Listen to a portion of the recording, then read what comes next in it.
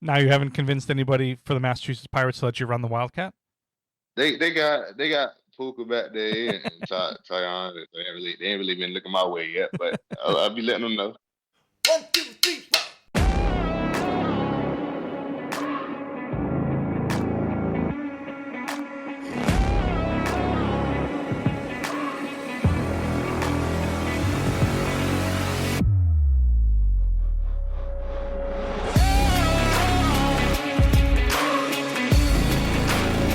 Hello and welcome into Loftside Bantr. On today's show, we're going to talk to Massachusetts Pirates defensive lineman Mike Mason.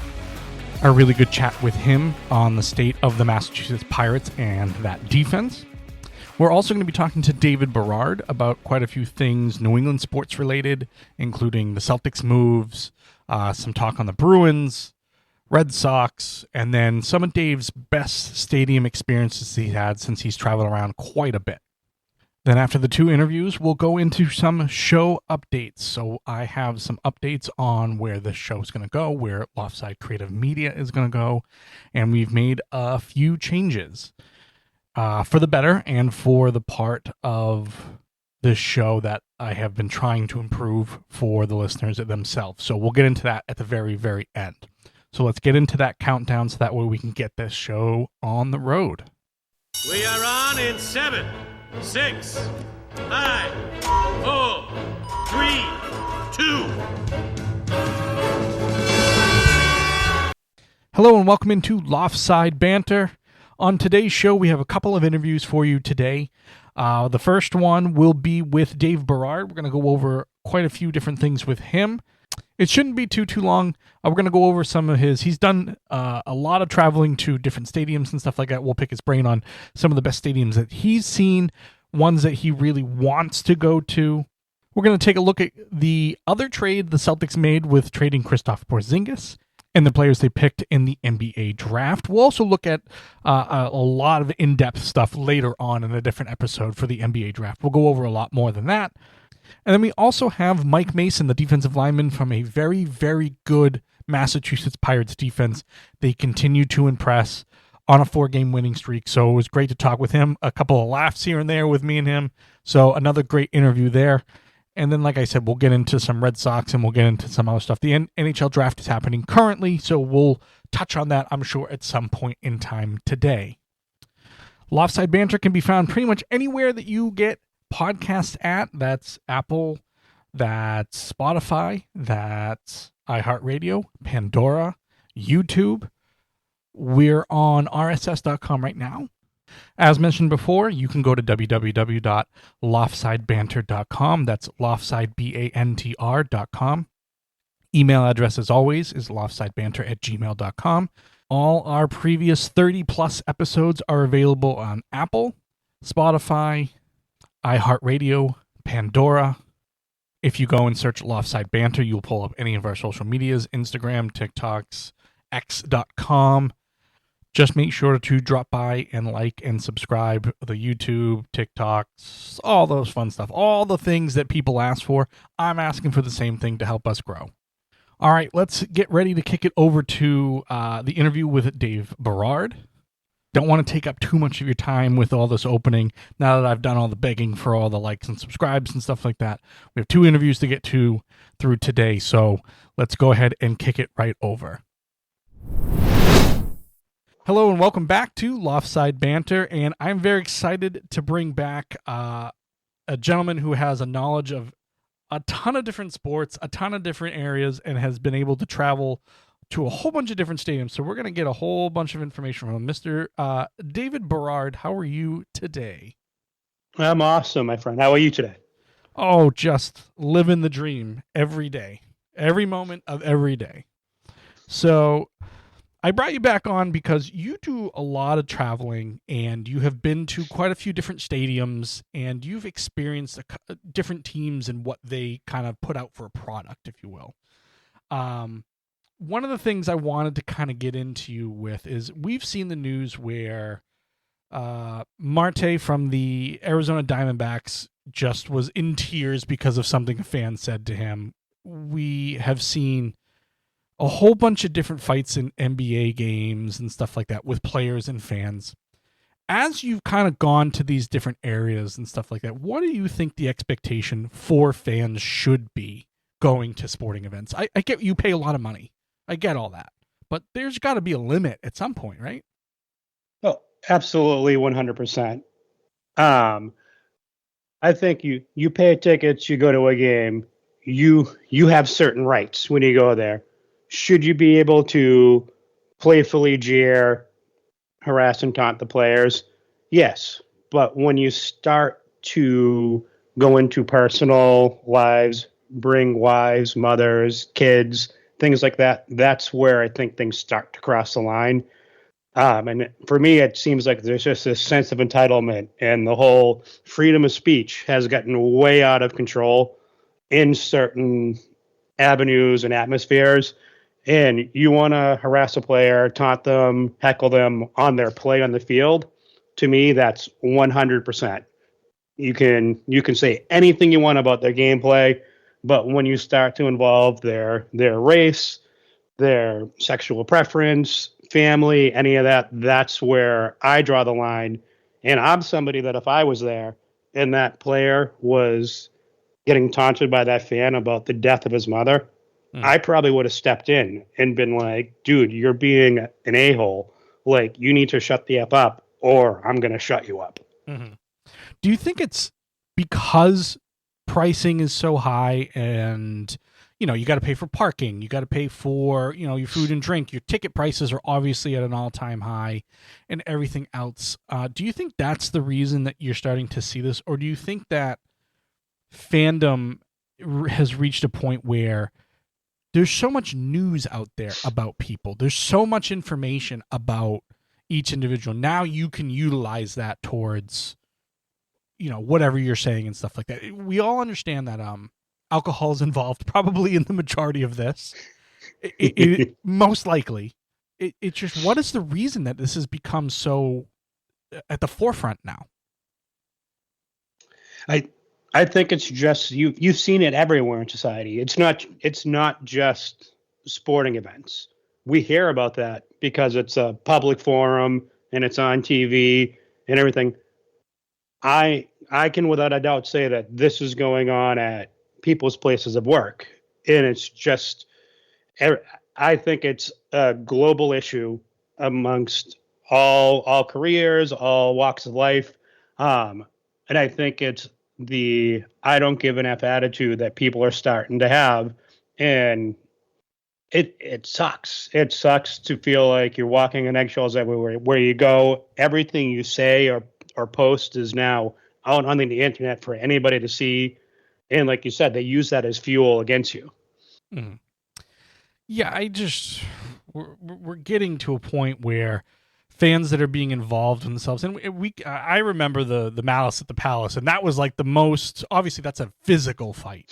This is more of, you have people using information on these athletes to then hurt them, and it's one way or the other. I mean, we saw Jared Duran go through this with the Red Sox. You know, somebody had said something, you know, he put himself out there in the I believe it's the Netflix documentary that they did about mental health and everything else. This has become a big thing, and you know, as people that kind of probably grew up in that era where we were just before that, like, mental health wasn't a thing when we were younger. And now it's a huge thing, and everybody's, you know, a part of it and trying to make conscious effort. We're now seeing that people are using that against athletes and anybody famous and anybody else like that. So I think we're just running into, you know, the expectation should be, if you want to say something and you want to, you know, like you said, boo, jeer, hey, somebody made a mistake, fine. That's all, that's part of the game. You know, you have media such as myself or the, you know, sports talk radio. Go on there, say something. Again, leave families out of it. Leave everything else like that. But if you feel the need to say something about how a player's playing, that's well within your right, like you said. Have you experienced in your travels, what's the hard, what's the word I'm looking for? I don't want to say hardest, or the most difficult to enjoy a game. Where have you gone? Where was the most difficult to enjoy a game? Because maybe you were rooting for the road team or whatever. I think I know what you're going to say, by the way. That would be Yankee Stadium. Yep. So, but I brought it. I don't want to say I brought it upon myself. I went into an atmosphere knowing that it was a playoff game, wearing my Red Sox jersey and Red Sox hat and having my rally towel was going to draw attention. Mm-hmm. So it was something that I was willing to be able to put up with for myself to go and have an experience and see my team win a playoff series. But definitely some of the words and names that were said to me were very creative. Uh-huh. But none of it ever was malicious to the fact where I felt unsafe or unwanted. It always ended with a fist bump or all right, kid, you're okay. So as much as it was a pain in the ass because there was the jeering, it was jeering. It wasn't malice. They weren't trying to make me uncomfortable, which was nice. So do you think that that's kind of, at least for the people that go to enjoy a game, do you find that to be a little bit better between opposing fans that, hey, we'll do the back and forth thing, but here, we understand it's within jest, whereas obviously there are outliers to anything, but do you think that's gotten better? I actually think that's gotten worse. Gotcha. I think people have gotten past the being able to just take a joke as a joke.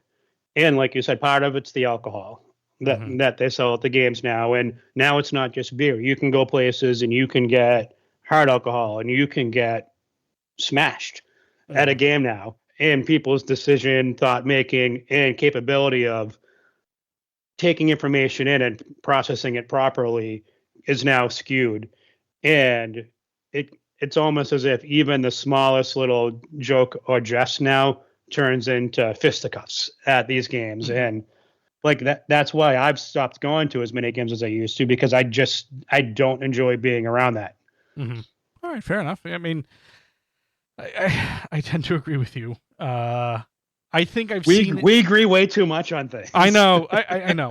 I think that I've seen it get better for, you're right, the people that don't go and go, hey, this is my day to just consume alcohol to the point of whatever. And that will always be a problem no matter where you go, in what stadiums and stuff like that. There are non-drinking sections that people can choose to go into and stuff like that. So I think the teams have done better, but I think the fandom still kind of takes it to that extreme. At least the line, they stay right on that line, whether they go over or not, whatever. But what do you, so with all the traveling and everything that you've seen, what are some of the best stadiums and worst stadiums and experiences that you've kind of experienced in your travels? So as far as experiences, 3 of the best ones I've had, 2 of them are Las Vegas. Going to see a Vegas Knights game, it is amazing. Their pregame, their in-game stuff, everything they do, it's like being on a show on the strip at one of the casinos. And to piggyback on that, the Raiders, they always have like A-level people do their halftime show. And to me, that just adds to the experience of going to an event. You're almost getting a sporting event and a show on top of it for the price of a sporting event. Mm-hmm. And then, as you know, this past October, I went to Virginia Tech to watch Virginia Tech play BC, and it was a night game. And just the atmosphere of being there at a night game for the Enter Sandman with the lights flashing, and it was just one of those things that has been a bucket list item, no matter who they were playing. Mm-hmm. And it was just ironic that they were going to be playing Boston College, our local team, for a night game. So I took the opportunity to go down, and that was awesome. Is there ones that left something to be desired? Was there an experience that you've had that you're like, that wasn't really worth it? Overall, it's really the Boston Bruins. I feel like they're stuck in the 90s when it comes to like pregame presentation, like what they do in game to keep fans engaged. it's like the same 15 songs that they've been playing for 20 years. Like they just need to get up with the times and realize that things have evolved and there's new sports music out there and there's new ways to engage the fan and there's ways to get them off of their phone staring at it in between periods and during commercial timeouts. Calling out the Bruins. I love it. Hey, it's who I see the most. So I have the bitterest taste in my mouth about it. I can remember, I think the first game I went to that was not like a local teams was, I think, the Orlando Magic.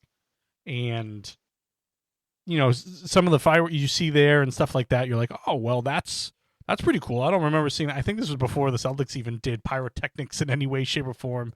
And I was like, well, why don't they do that? And then, you just look at all different stuff like that. But are there any stadiums that you haven't been to that are on the bucket list? Oh, there's too many to go through right now. But I'll say really any of the major college stadiums like Ohio State, Michigan Stadium, Notre Dame, like more for the experience of going. I could care less who they're playing. Right. And then like you could Haywood Field, just because where I work with the track team at my high school and stuff like that, it'd be awesome to kind of see where Nike got its start and stuff like that. And other than that, really, it would be like event style things, like any of the places where the Triple Con races are, or going to an Olympics and seeing the Olympic Stadium.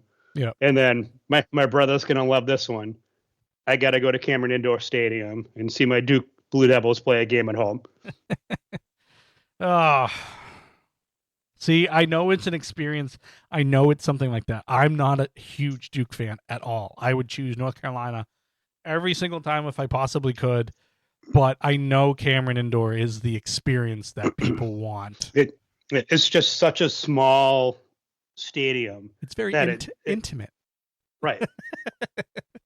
You're right there with the player as they're throwing the ball in bounds and stuff like that. So, well, I mean, that's pretty cool that you've been able to do all this different stuff. I'm hoping that this podcast gives myself, us, whoever, the opportunity to do more stuff like that. So that's kind of something that I'm working on a little bit behind the scenes with hopefully colleges and stuff like that. I can't say that, Michigan's knocking on the door or Ohio State's knocking on the door or anything like that, but maybe someday. We'll see.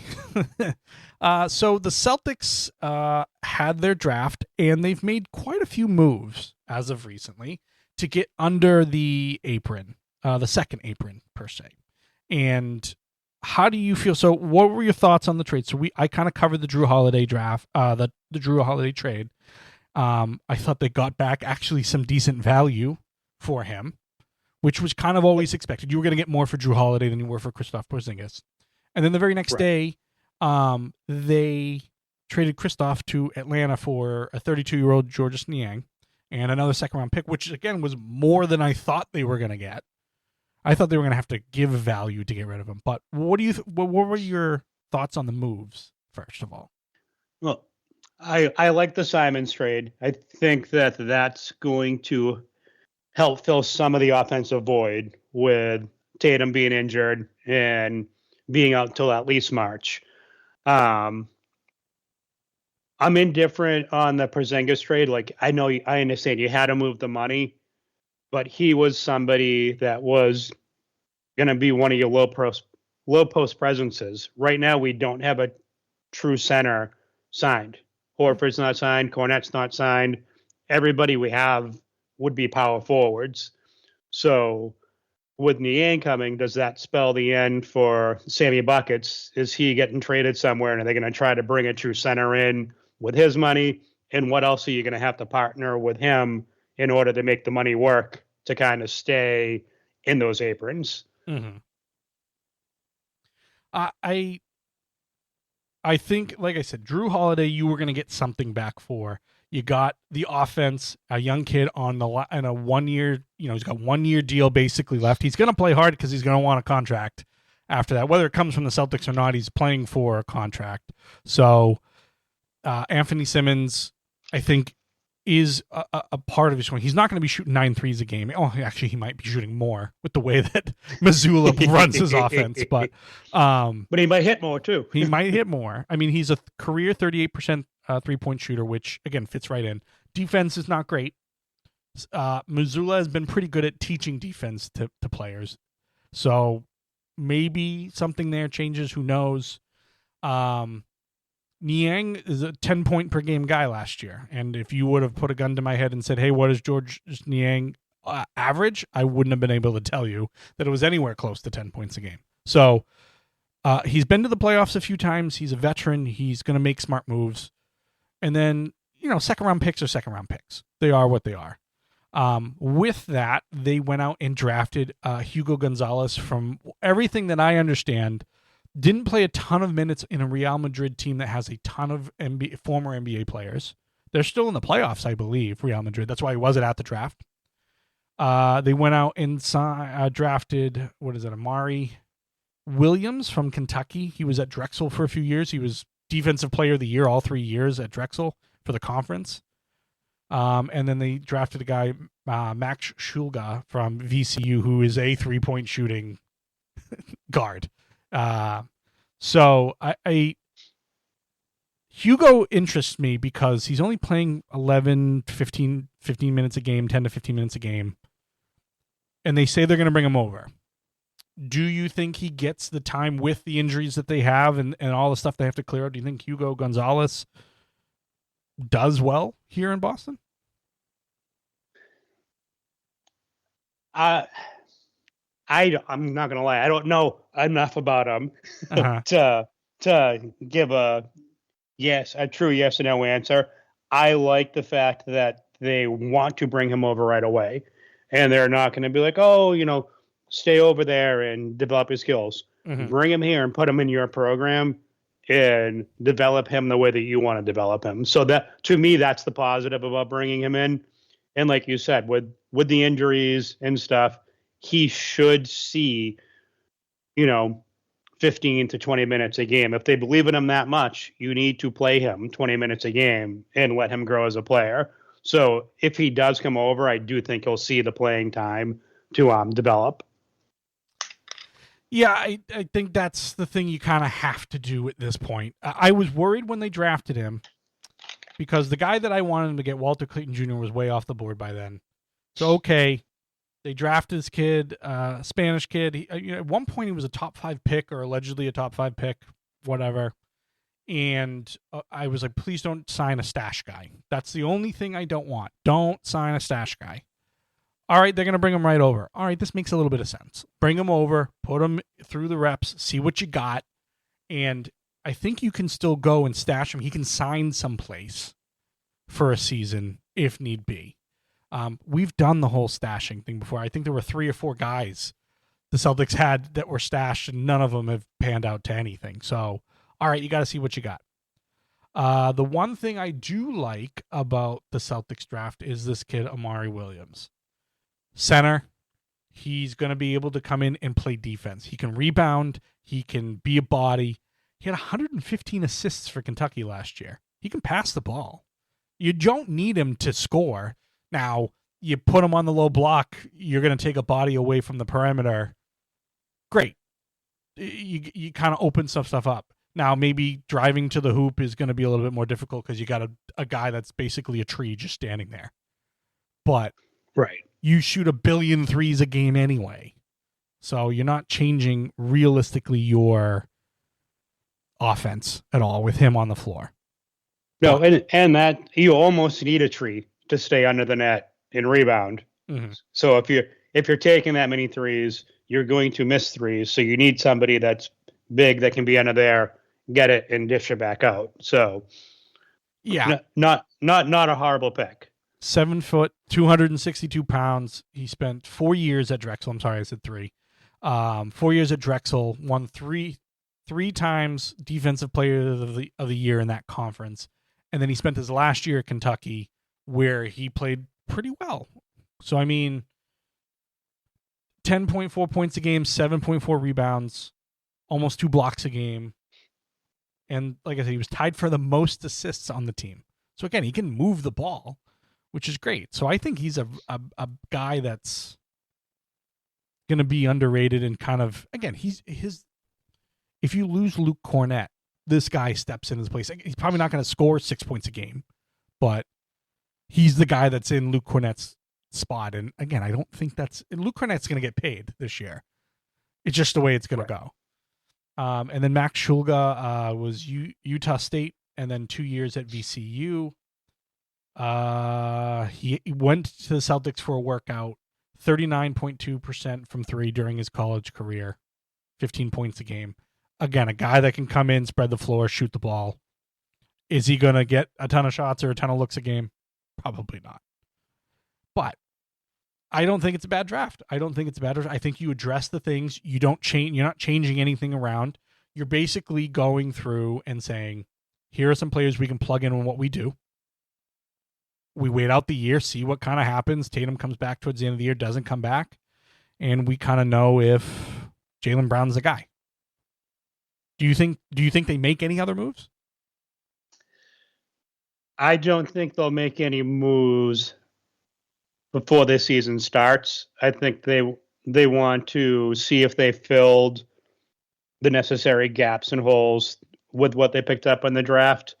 I can see the closer to the trade deadline they get, if it doesn't look like Tatum's going to come back healthy enough to give them a push for the playoffs, if they're not performing the way that they are kind of scaling themselves and they think that it's going to be tough to make the play-in tournament or whatever, they might offload some additional pieces to create a little bit more cap space and get under the first apron before the start of next season. But I am excited. I'm excited to see if Brown can be the man. But now he's going to be the first option. So let's see. And then you have a decision to make after this year. If he falters or proves that he can't be the man, does his trade stock drop? And is he as valuable as he could be right now? So there's so many variables and so many things to think about. I want him to stay here. I want the two of them to stay together as long as Pippen and Jordan did and win as many championships as they can. But I don't think that that's the day and age we live in. So I could see if things aren't going well, potentially moving on from Jaylen mid-season if somebody was willing to take him. I'm going to say some words that we haven't said a lot on the podcast, but I think I disagree with you. Good. I'm glad. Here's why I don't think that's the best option for the Celtics. Is if you already know or already have an inkling that Brown isn't the guy with Tatum out, I think you do what the Warriors did the year that Clay and Steph went out. You just go, hey, let's get what we can, get whatever young talent we can now, and just blow up the season. Get a high draft pick, add a cheap star in the making to this roster next year, and then see what we can kind of build. And the reason why I think you do it that way is if you go through the first part of the season and you figure out Brown's not the guy, his value goes way down. And people are not going to trade you what you want. They're going to say, well, you're either stuck with him for the rest of the year, and his contract is a monstrosity. So that's where all the stuff, and again, I'm not a salary cap guy. I don't know all the rules, especially the collective bargaining agreements, I think is a mess in the NBA as it is anyway, because you're punishing teams for planning well. You're basically telling them, hey, we planned well. We signed our own players. Oh, you're just an important guy, I see. We tried to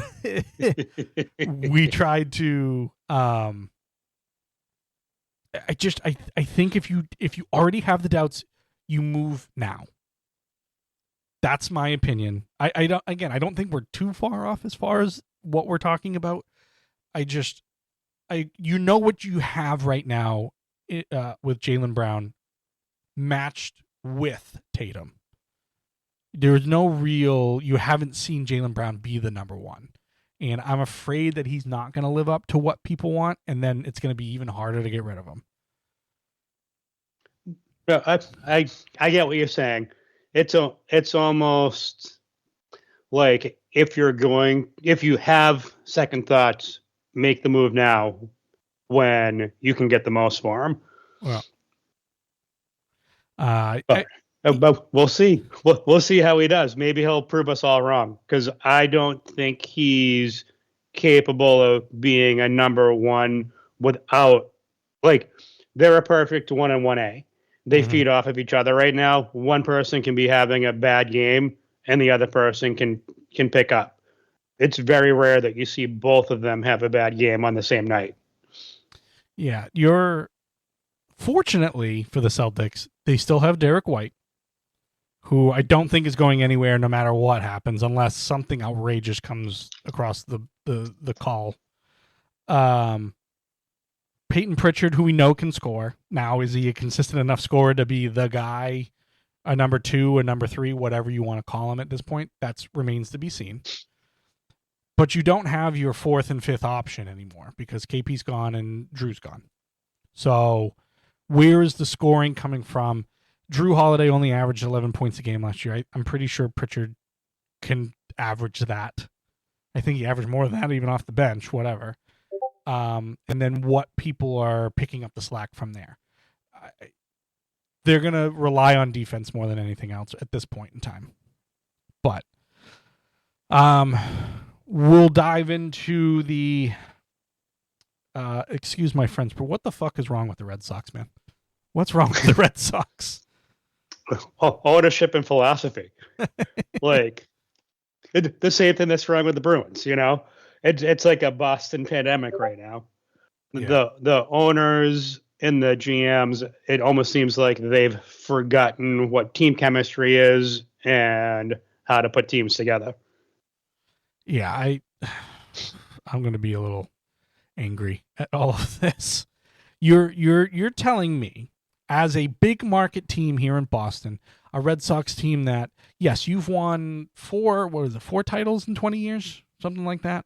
Yes, that sounds right. So you've got 4 titles. I get it. Hey, as an ownership, you don't have to overpay to bring a championship here. You don't have to do this. You don't have to do that. You're basically saying, we've spent a ton of money. We've gotten you what you want. Now we have to kind of build this a different way. Fine. But you trade Rafi Devers for almost nothing. I get getting the money off the books. They've been very lucky. You and I texted quickly about that trade. They've been very lucky at getting money off the books for and getting out of the problem situations, the Carl Crawford situation, everything else. They've been really good at being able to get that out of the way. Fine. Now you have the kids up here. All right, let's see what they can do. But you still trot out Rob Refsnyder, who is batting 4th, and he has 29 career home runs. That's not a cleanup hitter. You are trotting out Walker Buehler. Now, we knew he struggled last year. He pitched really well in the playoffs, but we knew he was kind of probably on that back end of his career at, the ripe old age of 30 years old. You're trotting out garbage, and you're not willing to spend to fix the holes or anything else like that. I went into this year with their pitching looks pretty good. Their lineup is going to struggle. They're like back half of the MLB in runs scored. It's pathetic. And this was the teams that had Manny Ramirez, David Ortiz, all these players, and now you can't even trot out a guy that can hit more than 30 home runs in a year? It is. It's crazy. And, like, I was looking at the standings this morning, and, like, yeah, cool, we're 3 games out of the wild card. So, 2 good weeks, and you could be right back in it. We're only 7 games ahead of the homeless A's that are waiting for their ballpark to be built, and they've given up 100 more runs, like, over the year than we have. So that just tells you that we we can't score runs, we can't stop runs. Like the run differential is -2 right now. So literally every game has come down to coaching decisions, and Cora's letting the team down managing wise. Like at this point, like you said, let the young kids play. Like who cares if they're going to struggle against lefties because they just came up from the minors? How are they supposed to learn how to hit major league lefties if they're not in the lineup when the lefties are pitching? I'd rather be getting blown out in every game and watching them grow than, like you said, kind of watching the garbage that we're seeing out there. Mm-hmm. Yeah. Does Cora keep his job? I know he just signed a long-term deal and was basically made the highest paid manager in baseball. Does he keep this job after this year? Because I agree with you. They're running into losses because of managerial decisions. He doesn't seem to be taking any accountability. He basically says in any interview, "Oh, well, it must be my fault if we're making the same mistakes over and over and over again." I mean, this team at 83 games in, this is who they are, right? A 500 team. Yeah, I mean, absolutely. Like unless when Bregman comes back, if he comes back, goes nuclear and takes over the offense, like you're gonna see them win 5 games, lose 7, win 8 games, lose 5. Like there's no consistency. They're 500. It's gonna depend on if the pitching and the hitting can both get hot at the same time. And we saw that maybe for 5 games when they swept the Yankees and won a couple other games, and everybody was like, "Oh yeah, get rid of Devers, and now they're going to be hot. The sum of the parts is going to be greater than everything." Well, how's that working out for everybody now? Because we're on a 7-game losing streak and been shut out like 4 times during that. Yeah, they're definitely not buyers at the deadline, correct? There's no way that they're. Oh, so sell 100%. Please sell. Yeah, get as much in as you can. I mean, but who do we have that people are going to want? I mean, I'm looking at the roster now. Let's see. Aroldis Chapman can probably move. He's got a 1.3 ERA, 14 saves. He'll probably move. If Lucas Giolito cannot implode over the next couple of weeks, he's got a 4.5 ERA. He's 3-1 in 10 starts. So again, not great numbers, but again, a back end starting pitcher. Great. That's that. Jarren Duran. Do you think Jarren Duran moves? 28. I hope so. I mean, he's good at things, and when he's on. But the amount of inconsistency he's had, I think it's time for the Red Sox to move on from him. And there's fans that love him and they want to stick by him, and I appreciate that fans want to stick by him because of his admission with the whole mental health and all these things. But it's also a business, and if you or I did our jobs the way that some of these players did them, we would have been let go from our jobs a long time ago. So, like, there's loyalty, but then there's being realistic too. And I wouldn't be upset with them trading him. I know Casas is injured, but if somebody's willing to take him, banking on that he's going to be healthy next year, I would be willing to trade him and see what you can get and move forward and give the franchise a shot in the arm with some new blood. Yeah, I think, and I'm not of the group of people that go, "Oh, well, they own Liverpool and they just bought a guy for $150 million. That's why they got rid of it." Like, that's totally different. And I understand that, this ownership group has been doing this for a long time and they have every right to do, it's their team. I get it at the end of the day. But this has been a franchise that has gone through all those ups and downs for all those years, didn't win a World Series for 86 years, whatever it was. Now you give a taste of winning and then you just pull the rug out from everybody. And as a fan, I'm frustrated. As a business owner, I understand money and I understand what you're trying to do, but when you come to Boston and you buy a franchise, or you are in the crosshairs from day one. It's always, what have you done for me lately? It's the one thing about Boston sports I don't necessarily enjoy all that much. We're so hot and cold with everybody. Like, we did it with Tom Brady how many times? Brady, I threw 3 picks today. You bench and bring in Castle. I think I even said they should keep Castle over Brady at one point. I'll admit that right now. But you can't get upset when fans are calling for you to sell or calling for you to do these different things. This is what it is. This is what Boston brings you. New England brings you.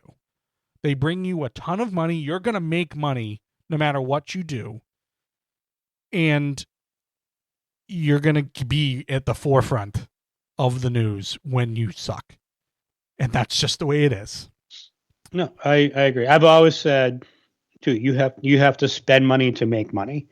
And if they think they're not making enough money and that's why they're cutting salaries and trading players, well, maybe if you put a better product in the field, people would be buying your merchandise and coming to your games and spending money, and then you'd be able to afford these players. So it's kind of a double-edged sword. Like, I get it. Like, they have a bottom line. This is what we want to spend so we can make this much. But sometimes if you spend that little bit more, you're going to generate a little bit more in revenue, and then it offsets each other. Mm-hmm. So it's just we obviously, Celtics didn't do as well as we wanted them to do. Now they're rebuilding. The Bruins sucked all year. The Patriots haven't been relevant in a couple of years. The Red Sox suck. We're in those times that we all warned all new fans about. Hey, this doesn't stay. So now understand, at this point, this is what it is. And, you know, I don't want it to go on for 30 years. I don't. You think we'd be used to it. We lived through the 90s. I know. We've seen this once before. I know. Telling people like, oh, the Patriots, you're so lucky the Patriots. I'm like, you don't know what they were like in the 90s. They were awful to watch. They were 1-15 when they drafted Drew Bledsoe. So, we'll see. All right. Sir, I appreciate your time. I appreciate you letting me vent. I appreciate all your insights on some of the stadiums that people need to go check out. We'll see what the Bruins do the rest of this draft. Obviously, they got James Higgins. Actually, what was your thought on James Higgins? Let's answer that real quick. I neither love it or hate it. Like, I'm glad they went center. But as Sir Daniel would do in his Boston accent voice, let's take Higgins. He's a Boston kid. He played at Boston College. You know, he's local. He knows what it's like to play here. I feel like they took him just because he was from Boston College. Mm-hmm. I would have rather them have gone with either McQueen or O'Brien, 2 players that went within 3 picks after him. O'Brien, he, you know, same kind of measurables, a little bit taller, same weight. But he put up 98 points in the OHL last year, which is a legit league. Like, if you're looking for an impact player that's going to come in and rejuvenate the franchise, that's the kind of player you want. Somebody that can put up, you know, maybe 80 points at the NHL level. McQueen was injured most of last year. He only played 17 games, but he scored 10 goals and had 10 assists in those 17 games. So, looking at what could have or should have, you know, did they get a player that can help them? Yes. But is he going to help them this year? Probably not. He's probably going back to BC for a year. So, but that happens in the NHL draft. Like 95% of the time, unless you're picking 1 or 2, your player isn't going to be on your team for 2 or 3 years. Yeah, he was the consensus number 1 overall pick last year. Obviously, he wasn't eligible last year, but if they were able to draft, James Higgins was the guy. Yes, he drops. He did. It was a point a game. Now, Celebrini was like 1.8 points per game. One of the other kids was 1.6. I forget his name off the top of my head. But, like, at some point in time, we have to understand, like, what point a game is still pretty good, especially as a freshman on a Boston College team that had a ton of weapons. Now, they didn't win the the national championship. All right, maybe something to that again. I think it's a good pick, and I think he's going to develop well. I had texted you and your brother yesterday. I'm like, just put him in now. Like, I'm kind of being facetious there because I understand that that's not how it works. But it's just does his size concern you at all? Like, that's my fear is that it's another person that is a good college center that's going to end up playing wing because of his size in the NHL. Yeah, that's the one thing that worries me as well. I definitely think that he's a little undersized for that center position. I mean, you see most, young centers make a move or two to a wing or whatever the case may be. I think he can still be successful, but the whole point was drafting a center because you need a center on the top two lines, or at least one that can develop into a great playmaking center on a top line. And with his size, it doesn't seem like that's the best move. I don't know. They don't pay me to make the decisions for them. They should. I might make better ones than what they currently have. But all right, sir. I appreciate your time. I appreciate your insight as always. No worries. I'm always happy to come on and chat sports or anything. You know that. All right, sir. You have yourself a good rest of your day, and we'll find another spot for you to join in. Sounds good. Talk to you soon, buddy. All right. Bye. And thank you very much for David Berard to come in and give us some insight on a whole bunch of different topics. So one of the things that we'll do just before we get to Mike Mason, just some brief overview from the NHL draft that happened right after the NBA draft. So you have NBA finals, NHL finals going at the same time. The NBA finals were literally 2 days after the NBA finals, and now the NHL draft happened 2 days after that. Quite a few different grades and stuff like that throughout. I'm not going to go into so much detail. The Islanders got their A+. They had the number 1 overall pick, which was Matthew Schaefer, a defenseman out of Canada. The Bruins were the next best grade with an A. James Higgins, as we had mentioned earlier with Dave, had dropped to number 7. He was supposed to be the number 1 overall pick at one point, and he dropped to 7th because he had a quote-unquote slow year as a freshman at Boston College. So kind of cool that, the Bruins have like 8 people on Boston College right now. So they can keep an eye on them, see if they're developing. It hasn't been good as of late for any sort of prospects coming up with the Boston Bruins, but at least they had a very good draft, it seemed like, for now. There was one guy that was picked 100th overall.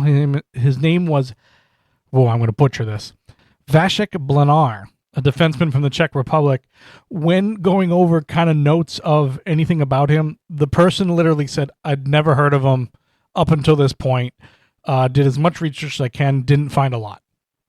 So it's interesting to see what will come from that, I guess. But not a good start in at least that aspect of trying to know the prospects that came to your favorite home team. Towards the bottom, there was quite a few A's given out.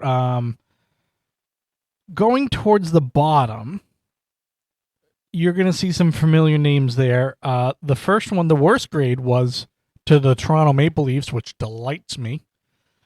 They only had their first pick was 64th overall, so they didn't have anything in the first round. But it seemed like they went with size and not necessarily skill.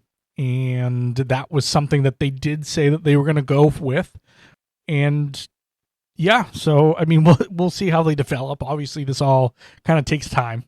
But Colorado Avalanche only had 3 picks, the 3rd round, a 4th round, and the 7th round. That's it. They didn't have any other picks. So they had kind of gone all in and didn't get a chance to go for the cup again. The Florida Panthers got a D+. Now, they didn't have any picks until the 4th round. They had traded most of it, and they won the cup, so it was worth it to them.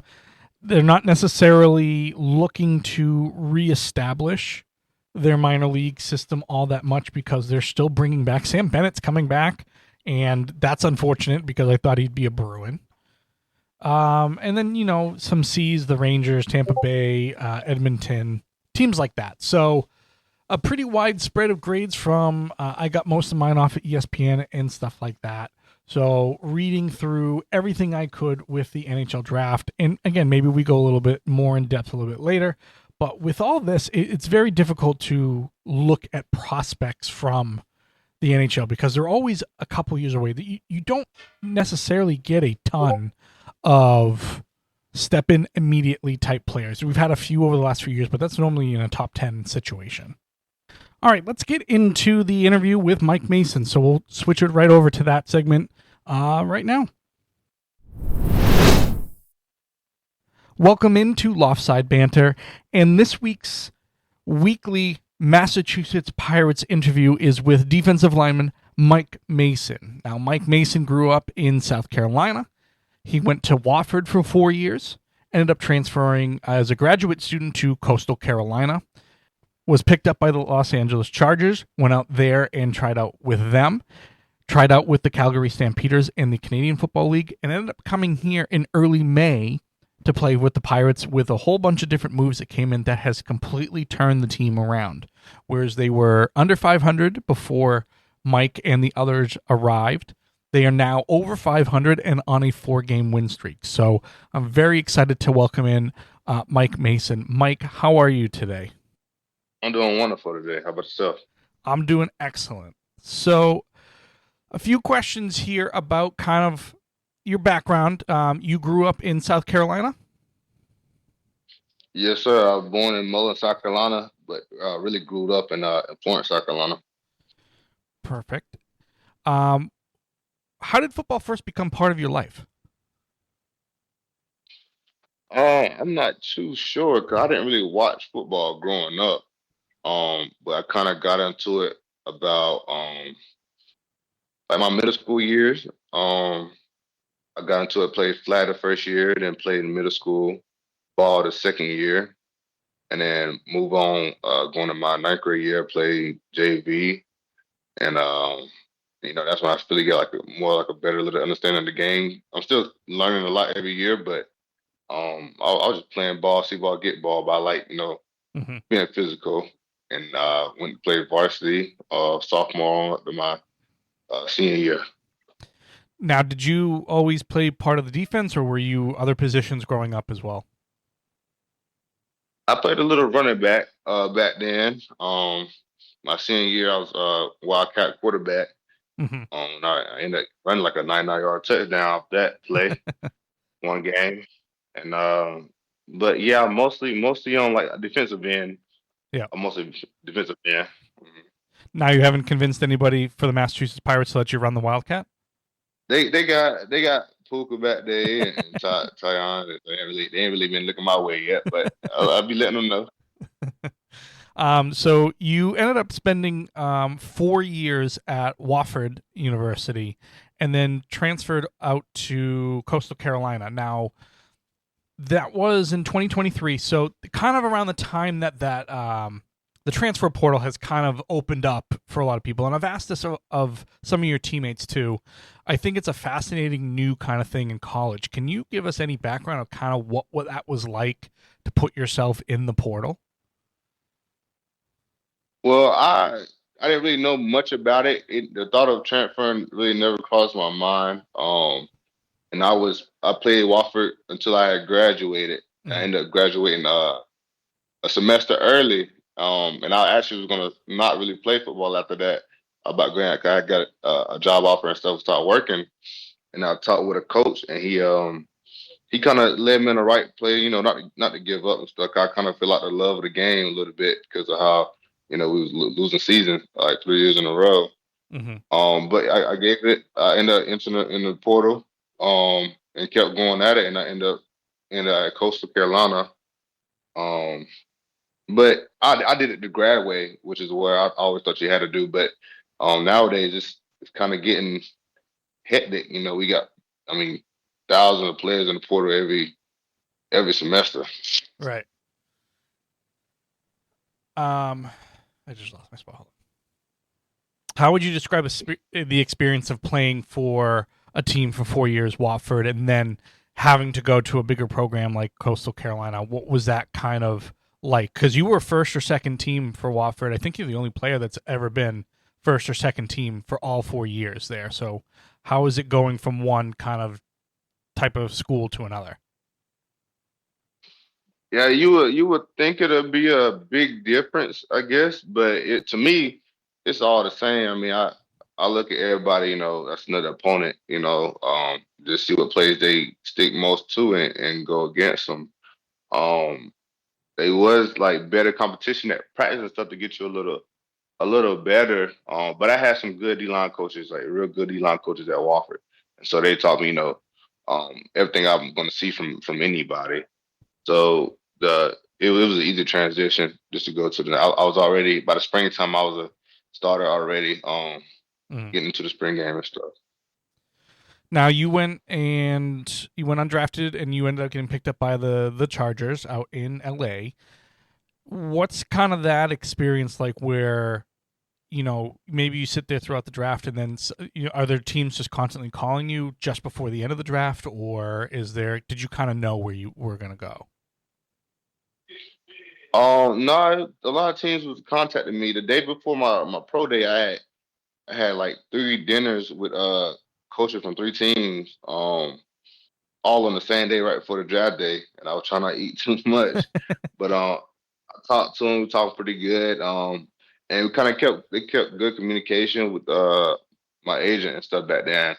Um, and the last day of draft day, I was on the phone with like 2, 3 teams, and, watching the thing and seeing how it goes. And the Chargers before, like after they had put their last draft in, they told me that they wanted to sign me and told me how much and stuff like that, Mm-hmm. and gave me the offer. And I ain't really play around. I ain't gonna really play a waiting game. I'm trying to get on the team. Right. I ain't waiting to see who calls me next day or not. So I went ahead and took the opportunity. Mm-hmm. And then you've also spent time with the Calgary Stampeders up in the Canadian Football League. Is there much difference with how they kind of handle business behind the scenes, or is it pretty similar to anything else? I'm assuming it all goes through an agent, but I just didn't know if there was something maybe that different. Yeah, that at that point I didn't have an agent or anything, so I was doing all the learning on my own and stuff. Mm-hmm. So they just, I mean, at that point I was, I was working. I had a job and stuff. I done got released for a while, for a couple months. So I was working, and they hit me up, and I let them know, I didn't have an agent and whatnot, but they said, they just contact me directly, and told me plans they had me up there and stuff like that. So me and my family thought it was a good opportunity to try to get back into it that way. And then you were part of a big day as far as a bunch of moves from the Massachusetts Pirates. You came in with a couple of other people that were signed on the same day. And since those changes have kind of made the team is kind of turn it around. But what was your first, what made you kind of jump at the opportunity to join the Pirates? Well, like I was saying, I was working after I got released from the Charger for a couple months. I was out there working my job, and Uh-huh. the GM hit me up while I was working at the job, and I didn't really think it was, worth losing the job over, going to do something. Like I really do love it, but like I didn't think, as far as living wise, it'd be very beneficial for me at the opportunity. And so whenever, a couple weeks went by, that's when the Stampeders hit me up, and so that's when I, started to try to, go back into the ball and stuff like that. And I went up there, and whenever I got released up there, he called me again while I was still up there. And then, I was already in shape and stuff. I didn't want to, just go back without working while I was already in football shape. So I went ahead, came over here and started the ball out over here. So since you've kind of come on, the defense has been one of the stronger suits of this team. I believe over the last 4 games, your 4-game winning streak, you're only giving up 31 points a game, which in arena football or indoor football is not a ton of points, considering it's half the field and it's a very, very quick game. So would you say that it's an accomplishment as far as a team? Would you say that this is just the type of players that you guys have around, or like why is it so successful as a defensive unit? I think everybody's starting to get it, put it together. I watched a lot of their old games they played against, and I saw how they used to play stuff with it, and just it just it's just I think we're starting to put it together now. I'm not sure how the atmosphere and stuff was, but they tell me the atmosphere and the meeting rooms and stuff is better now. We still got ways to go because we give up. Sometimes we give up easy points that's not necessary. Mm-hmm. Like last game, I didn't believe that team would have scored more than 14 points on us, and I kind of got upset about it because I know what this team is capable of doing. Um, but I think it's we all like you said we got some new players and stuff, playmakers. Um, and that's what they told me they like here. They like production, and that's all I'm about. I like production too, man. And they got that mindset. I can really play the way I want to play. Now, is there anything from your position on the defensive line that changes because it's an indoor game? As I've mentioned, it's a shorter field, it's quicker. Is there different things that you need to pay attention to comparative to playing outside with 11 on 11? Yeah, a lot of it is with the especially being head up. Because usually I'm like a defensive end or defensive tackle, and being head up kind of throws you off because you always talk to shade, and you want to shade as far as you can to get away from 'em. And so that kind of messes with your first step because everything in the defensive line is about your first 2 or 3 steps. And so pretty much basically every time you got to step outside because we have responsibility that we normally wouldn't have on outdoor football because the field is longer. Somebody else would be out there to make it, but since the field is so close and we have nobody out there, that's kind of our job to cover. So it kind of messes around with your first step with which you have to translate to your pass rush and stuff like that. Run game wise, it's kind of the same. Mm-hmm. Um, Not too difficult, especially if you play on the inside. Um, I play, I'll come out and play nose here, and I'll go play either side. Um, so, because I had plenty of experience of playing all of that, but I think that's the biggest thing that Mm-hmm. the first step, and having the responsibility of things that you normally wouldn't have to in outdoor. How do you mentally prepare for a game day? What are the things that you go through throughout the week that help you get into, I say shape, get you into the mode of, this is your next opponent. These are the things we got to handle. How do you handle that? Gotcha. So usually the first day, like the Monday, as our live day, and then we meet and reflect about the past game that we have. We go watch it as a team, so we see how we did. And usually after that, I'll go to like a plunge area where I can stretch and do some normal techs and do some cold tubs and whatnot. And then Tuesday, that's we have our first day of practice, just trying to keep your body healthy and stuff. And then the Wednesday, another lift day. And I usually try to get me a lot of stretching in on that day. Um, and then Thursday, I might try to get like on the massages or something like that, Mm-hmm. either Thursday or Friday to prepare for the game. Trying to stay cool, especially as you get further down the week. Stay up your feet as much. And just relaxing and soaking in some water, and whatnot, just to get the body back and get mobility going, so you be ready for Saturday. Now, is there any pregame ritual that you have or anything else like that, or is a game day a normal day for you? Yeah, I usually like my buddy when we was at Coastal, we usually do take our shoes off and walk around the whole field or jog around the field, but it just feels so short. I just walk around the whole field, and then get to really just in stretching real good. Um, before the team stretch, I like to do my own stretching and get every part, get everything loose, um, and whatnot, and then get like a little just throwing the football a little bit, just to to remember what the game really is about, having fun. People might throw it wet and whatnot. Maybe do a couple drills. And then do all the pregame stuff we have with the team. Right before we come out for the game, we say the national answer. After that, we say a little prayer, to hope nobody be seriously injured, during the game, Mm-hmm. and then get ready for it.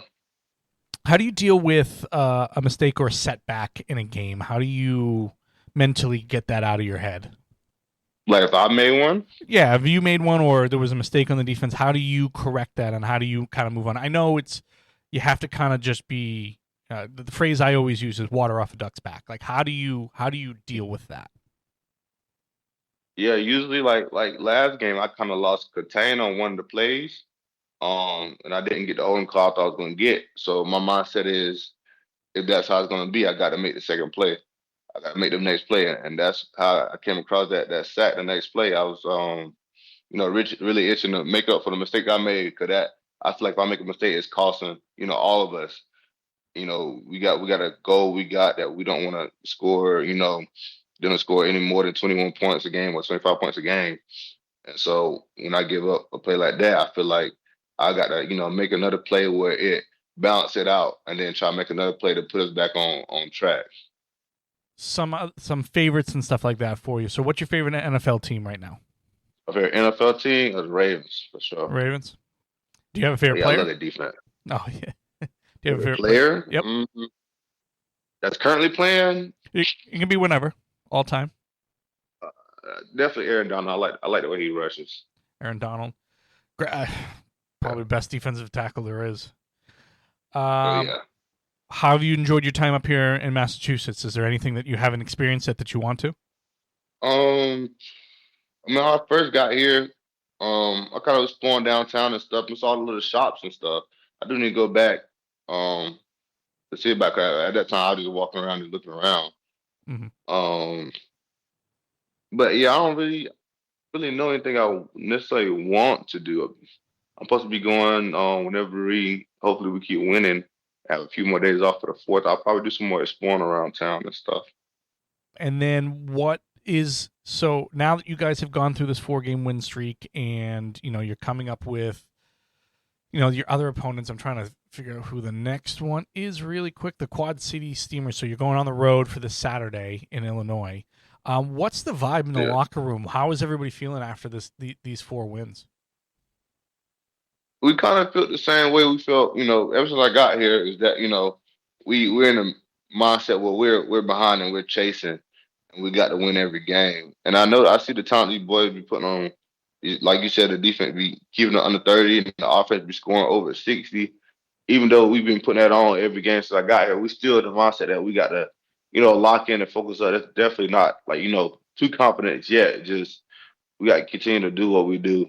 And then you'll see as like the game go on, as we keep scoring and keep stopping them, that, then we turn that fun mode. But until then, we kind of be, business and stuff. Trying to put the work in, like have a padded practice. Like we had a padded practice today, still getting some banging in and then, prepare for the game like we should. Yeah, so Quad City leads the division right now, and you guys, like I said, you're catching up to them. But I want to thank you very much for your time. I know you got a meeting at 3 o'clock, so I don't want to keep you right up until then. I should be there. Hopefully we can do something in person and stuff like that. So again, I very much appreciate your time, and I wish you best of luck Saturday and for the rest of the season. Yes, sir. Thank you very much. All right, have a good one. You too. This episode is brought to you by the Massachusetts Pirates of the Indoor Football League. Looking for a family-friendly night out that's anything but boring? Experience the high-octane action of indoor football, where every seat makes you part of the game. With tickets starting as low as $18, even front row seats are affordable. Be a part of the excitement. If a game ball lands your way, you get to keep it. How cool is that? And then after the final whistle, stick around for an autograph session with the players for just $15. Don't miss out. This is football like you've never experienced before. Come see the game in the Songus Arena in Lowell, Massachusetts. And for ticket information, go to www.masspiratesfootball.com. Again, that's masspiratesfootball.com. And with that, that is our interview with Mike Mason, the defensive lineman from the Massachusetts Pirates. The Massachusetts Pirates just played last night. As far as this time recording, they did not win last night, but they are 6-6 and still in a playoff hunt. There's still a few home games left, so please make sure you go to masspiratesfootball.com to look for some tickets. Now, one of the things you may know, depending on which thumbnail you're clicking on, is we're doing a few changes to the show. And one of the big changes that we're doing is we're going to start doing video podcasting. And this is actually going to be the test. So if you clicked on the video portion of this, it's going to be on YouTube. And if you've clicked on it, you're already there. So good for you. But one of the things that we want to do here, and by we, of course I mean me, is I wanted to do this within 50 episodes. And I think I'm on 34 or 35 or something like that. And so we were getting kind of close. And I wasn't ready necessarily to pull the trigger on doing video or anything else like that. But I'm going to do some tests before we get to the big episode 50, where there will be still the version that kind of comes out for a lot of different places. So your Spotify, your Pandora, everything else like that will have the audio with the same kind of thumbnail and, the bass bars or whatever they're called. And then there will be video that's going to YouTube. So we have merged from RSS, where I normally post on Facebook and everything else like that, to go listen to it, which has been great. There's nothing wrong with RSS. It's just they just don't support video. So I had gone through a couple of different kind of, what is it called? Like consultations. And they had said, why haven't you done video yet? And I had kind of explained that, I was doing this by myself. And I was trying to minimize how much work I needed to do. And so I kind of started off that way. We've kind of got a ball rolling a little bit. There's still a long way to go, obviously, but we have a good standard in place. And I know I can always go back to just audio. I want to do video. Obviously, the loft behind me that you see has its quirks. There's a couch over here. There's a cat condo behind me. It's a work in progress. We have a nice on-air sign over here, something, a sign that my wife made to put in the background and stuff like that. So we're still looking for a few things to move around up here, and we'll get there. And I think, for the time being, I've explained it from the beginning that this is kind of where I sit. This is where I do everything, my desk right over here. And now we're going to go into video editing and stuff like that. So we're going to grow with this, and there's going to be some hiccups, just like everything else. But we're going to do this all together, and we're going to put everything as best we can out, and we're going to see what works, what doesn't work. There's going to be some trial and error, just like everything else. But this is the first step to that. So this being kind of that test, I've done this recording probably 3 or 4 times now. And realized that the audio was coming from the camera or wasn't coming from the microphone or whatever the case may be. I think I put on the microphone like 3 times, so I echoed 1 time. So again, there's going to be growing pains. There's going to be everything else like that. But this is the start of, this is where I do this. This is who I am. And this is the product I want to start putting out there. So this is the big thing. So RSS is gone. We're on Podbean now. So there will be posts coming from there. There will be information coming from there. They support video. They offer a lot of different other services. I think I get 20 hours a month to be able to put this up. I don't think I'm going to be going over 20 hours a month. This episode's going to run a little bit longer than an hour, but 2 great interviews in that, and then this kind of update for you. So you'll be able to see me getting animated now with my conversations. You'll see all my that I do, and hopefully edit out a bunch of them. But this is the way it's going to kind of go for now. The background that I have, I use something called Streamlabs for streaming and stuff like that. So I'm going to try to use that to start off with. So you may see some changes and stuff. It looks all right for now. It's not the finished product, but again, we're going to grow with a little bit here and a little bit there. So I thank everybody for the support. I really do, because this was something that I didn't think I was going to do in my life. I had tried it once with a couple of friends, and then we really just didn't get into it. And now I enjoy doing this. I enjoy doing it. I enjoy giving this information out, talking about something I'm passionate about, and being able to do it with some friends. And I'm very grateful for the Mass Pirates. I'm very grateful for everybody else that's been on the show. And I hope to have people return and have new people. I want to do something with college football shirts and college football teams, not just football, college teams in general. So I'm trying to work on stuff like that. I'm trying to work on sponsorship so that way I can give you a better product too. So I'm doing all right. But there will be the other change you'll see. There'll probably be ads added in through Podbean where there's some sort of monetary value to that stuff coming back to me. So that way I can get better equipment and pay for the services and everything else. So I've just now started to plug money into this. And that's because I believe it can be what I want it to be. So again, thank you everybody.